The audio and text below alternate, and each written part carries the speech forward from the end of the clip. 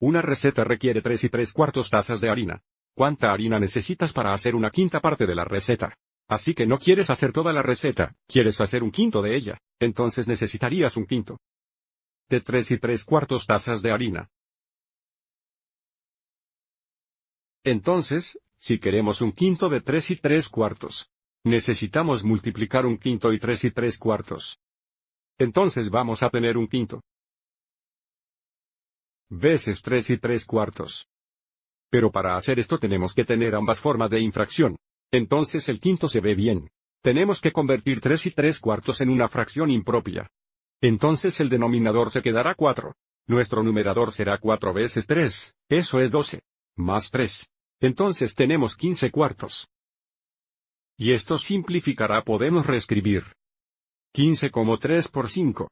Para ver que tenemos un factor común de 5 en el denominador del numerador que se simplifica a 1.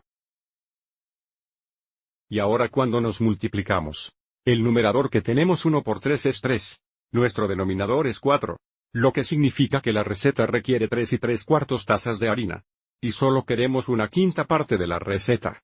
Necesitamos 3/4 de taza de harina.